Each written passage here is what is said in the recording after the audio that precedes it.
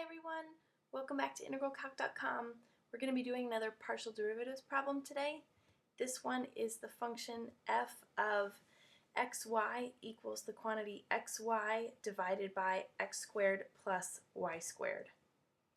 And with this problem, the first thing that we should notice is that because we have a fraction for our function here, and we're going to be taking derivatives, we'll absolutely need to use the quotient rule in order to find this derivative. So I've gone ahead and laid out the quotient rule here. And given that we're going to need to use quotient rule, we know that we'll need to assign a quantity to f of x as well as a quantity to g of x, because our quotient rule formula here dictates that we do that. This part of the formula represents our original function, so it tells us right off the bat that f of x is our numerator and g of x is our denominator, which is why we've gone ahead and assigned f of x to our numerator xy and g of x to our denominator x squared plus y squared. And if you have any other questions about quotient rule or you need further clarification, go ahead and see that section of my website, and we'll just stick with partial derivatives here.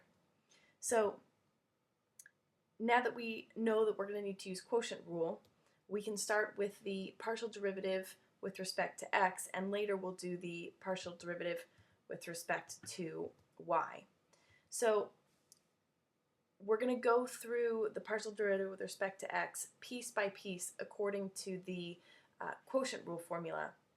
And keep in mind that each time when we have to take a derivative, we're of course going to be taking it with respect to x. So the first piece that we need to add to our partial derivative with respect to x, according to our quotient rule formula, is the derivative of f of x here. So we go over and we look at f of x, and we see that f of x equals xy. So we need the derivative of f of x, which means we have to take the derivative of xy, but with respect to x, since we're taking the partial derivative with respect to x. So the partial derivative with respect to x of the quantity xy is simply y, because y is a constant. It acts like a constant number, like 2 or 3 or 4, which means that it's like a coefficient on our x variable here. It's like if it were the number 2 here and you put it in front and you were taking the derivative of 2x, the derivative would be 2. And of course that 2 is representing our y.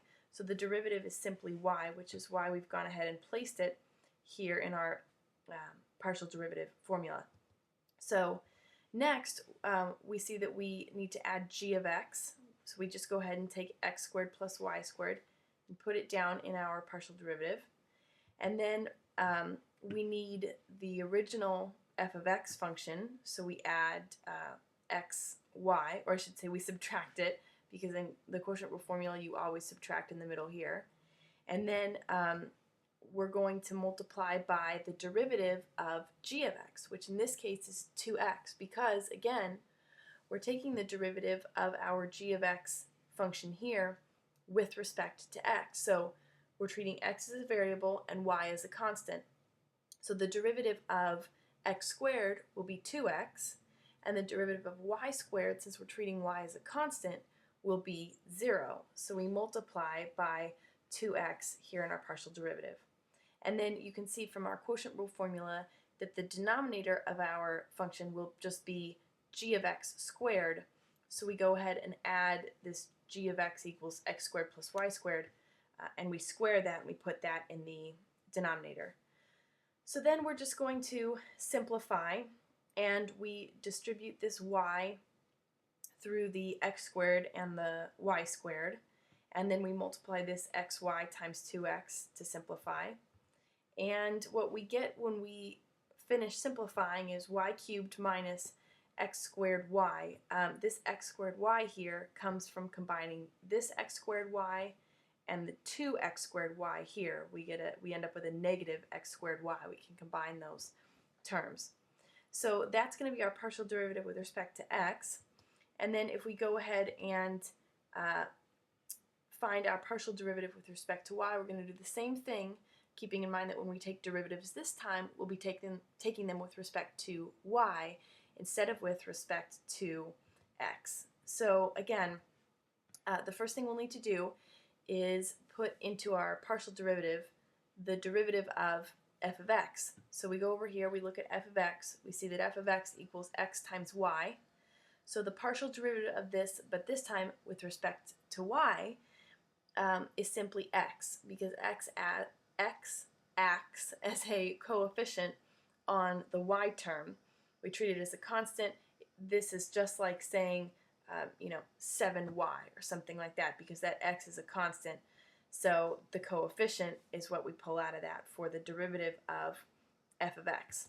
So then we simply put g of x into our partial derivative here, x squared plus y squared, and then we subtract from that f of x, which is just xy, and then multiply it by the derivative of g of x. And in this case, the derivative of g of x will be taking it with respect to y.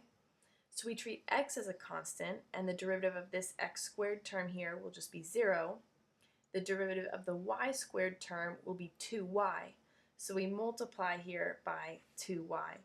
And then we put g of x squared in the denominator of our function. So again, just going through and simplifying, we multiply this x here by the x squared term and the y squared term, and then we multiply xy by 2y, and then we can combine these two terms here, xy squared and negative 2xy squared, to get a negative xy squared, and we end up with this function here. So when we write out here our final answer, we just take these two answers that we got here, and our final answers for the partial derivative of f of x, or the partial derivative of f with respect to x, and the partial derivative of f with respect to y appear here at the bottom. So I hope that helped, and I will see you guys next time. Bye!